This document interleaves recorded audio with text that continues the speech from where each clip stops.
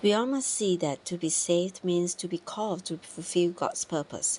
To be saved is to be delivered out of many negative situations so that we may come into God's goal. Many Christians have been saved, but they have never come into God's goal. God's goal, firstly, is Christ. We are in Christ. We are in the enjoyment of Christ. This is God's good land. Secondly, God's goal is the church. Years ago, I did not realize that. In a sense, the church is also the good land of Canaan. Furthermore, God's New Testament economy, the kingdom, and the Sabbath rest are all the good land to us today. Are you in the good land of Canaan? If you are, it means that you are in Christ, in the riches and the enjoyment of Christ. It also means that you are in God's new covenant dispensation and in the church life. Many of us were saved for many years before we crossed the river. We were neither in God's economy nor in the church.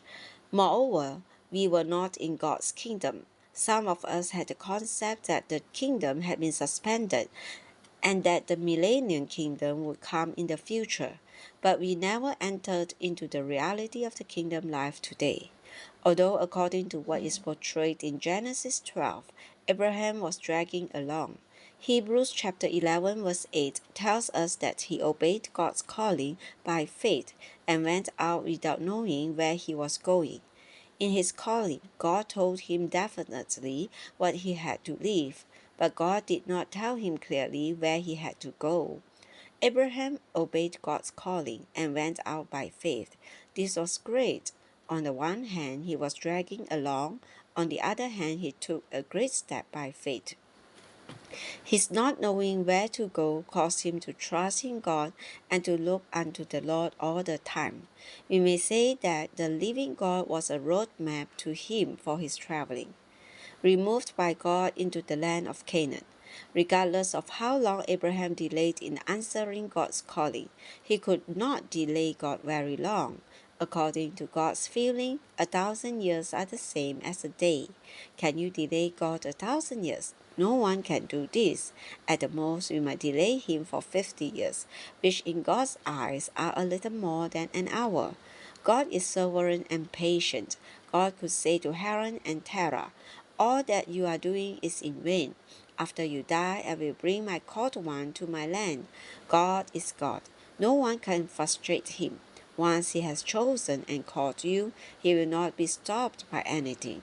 Sooner or later, he will get through. He will come to you again and again. If one death is not sufficient to accomplish his aim, there will be another one. He has a way. He is much greater than you are.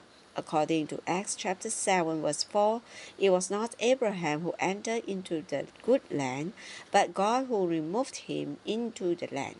Although Hebrews chapter 11 verse 8 says that Abraham went out by faith, Acts chapter 7 verse 4 says that God removed him from Haran into Canaan. At most, we can delay the Lord for just a short time. Eventually, we shall be gained by him. If we delay, we shall only waste our time. God told Abraham to get out of his country. Since he did not do it in a rapid and clean-cut way, God removed him into his land, passing through the land to the place which God confirms. At Haran, Abraham crossed the river. After crossing the river, he sojourned through the land, traveling southward until he reached a place called Shechem. The word Shechem means a shoulder which affords strength. At Shechem was Moreh, where there was an oak. The name Moreh means a teacher who affords knowledge. Abraham journeyed to a place where he could get both strength and knowledge.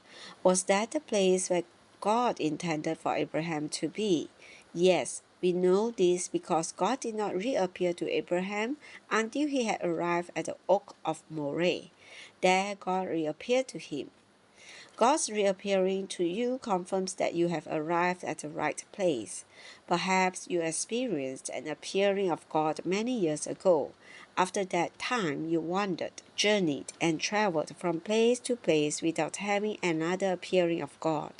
One day, after arriving at the oak of Moreh, the church, the Lord appeared to you again. This appearing confirmed that you had arrived at the right place. Many of us can testify that after we were saved, we traveled through Christianity without having God's reappearing. It was not until we came to today's Shechem with the Oak of Moreh, that is the church life, that the inner appearing rose up once again. Many of us can testify that after we came to the church, we had the feeling that God had appeared to us again, telling us this is the place. The oak, a strong hardy tree, signifies strength. An oak tree also affords shade from the heat of the sun. This is very meaningful. I believe that in symbol, this signifies the church life which affords us the strength and shade.